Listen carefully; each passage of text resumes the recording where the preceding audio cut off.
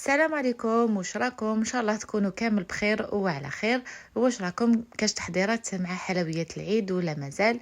بالنسبه ليا مازال، يعني كاين اللي قصدوني قالوا لي بدينا في الكاطو. انا دائما نبدا السمانه الاخرى، يعني هاد اليومين ان شاء الله راح نبدا معكم هكا باش الكاطو يقعد جديد وحاجه ما هي مزروبه.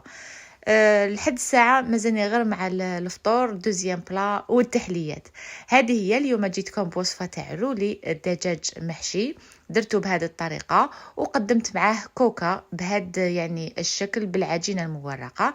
نخليكم مع الطريقة وفرجة ممتعة.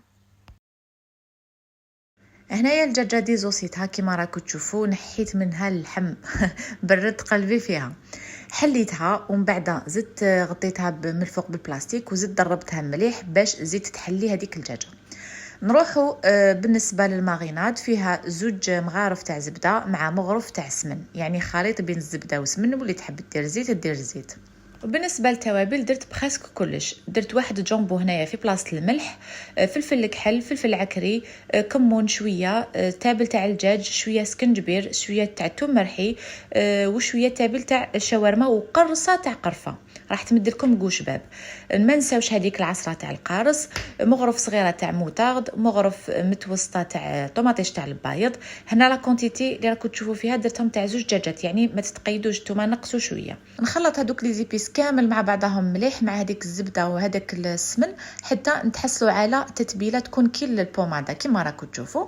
نحي نصها ونخلي النص الثاني ندهن به الداخل، والنص اللي نحيته باش ندهن الدجاجه تاعي من برا. زدت سنينه تاع توم سكرفجه هكا باش تقعد النكهه تاعو قويه ويعطي بنه. وهذيك الزعتره يعني كنت نسيت ما درتهاش في الماغيناد، معليش نديرها غير رشاها كامل فوق، ونخلي الدجاجه هذه في التتبيله تاعها على الاقل 4 سوايع هكا باش يجينا الداخل مشمخ ويجينا طري. نجو هنايا لافارس، انا درت ميلونج بين البولياشي وبين الفيونداشي، اللي تحب دير فيونداشي وحده ولا اللي تحب تعمرها بالبولي وحده. تبلتها بشويه تاع ملح، شويه تاع فلفل كحل، شويه تاع معدنوس والفرماج سيداتي. الفرماج هو اللي راح يمد لها طراوه. هنايا رشه خفيفه تاع زعتره ونطمها ونعجنها مليح بهذاك الفرماج، راح تجي لافارس تاعكم الطريه ومشمخه ما تجيكمش ناشفه. وبالنسبه للناس اللي ما تحبش تعمر الدجاجه لداخل بالفيونداشي ولا بالبولياشي، تقدر تعمرها بالرز برك تعطي له حقه، يعني تدوزنه مليح وهكا. يعني ماشي شرط تتقيدي بالوصفه، قد ما تتقيدي بالفكره. هنا حكمت هذاك الحشو تاعي، سرحته كامل فوق هذيك الدجاجه، وفي الوسط درت الفرماج. هنا بالنسبه للفرماج ديروا النوعيه اللي تكون حاكمه روحها. انا استعملت هنا وليد شويه كيما يقول لك خرج لي من الدجاجه، يعني حجه وفرجه مام كي طلق لي اعطاني بنه لاصوص هذيك تاعي.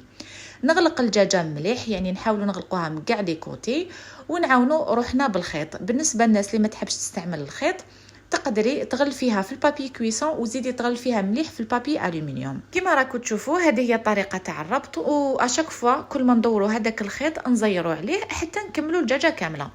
هنا بالنسبه للطياب، كاين اللي يحمرها في المقله من بعد يروح يدخلها للفوغ. انايا واش درت؟ حكمت سنيوه تاع حديد، حطيت هذاك الرولي تاعي ودهنت، يعني دهنته من الفوق بالماغيناد اللي بقالي، ورحت شعلت للفوغ. الفوغ يكون قوي، نحطه تحته كامل، يعني سنيوه نحطها كامل تحته حتى نشوفها تشكلت لي هذيك لاكروت. يعني تقولوا بالك تحركت، مي هي لا باش ندي برك البنه.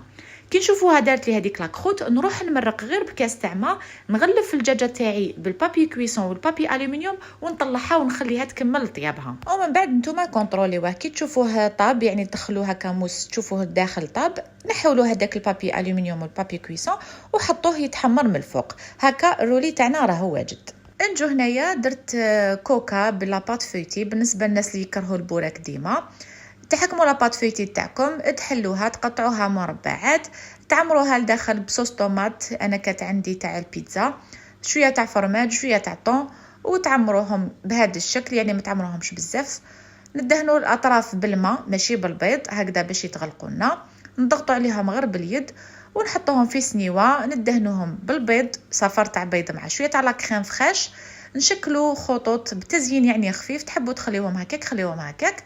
زيتونه في الوسط، ولي صالي تاعكم يكونوا واجدين. هادو شوفوا يطيروا، يعني درتهم من ما كفانيش حتى باش نصورهم الاز.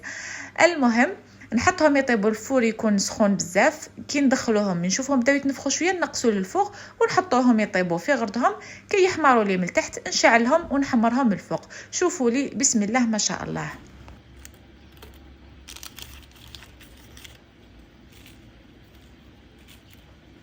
كما شفتوا هادو هما كانوا الوصفات تاعنا اليوم. نتمنى يكونوا نالوا اعجابكم وتجربوهم وترجعوا لي الخبر. درك ما بقى لي غنقول لكم تهلاو في رواحكم، ونتلاقاو ان شاء الله في فيديو جديد مع وصفات اخرى. مع السلامه.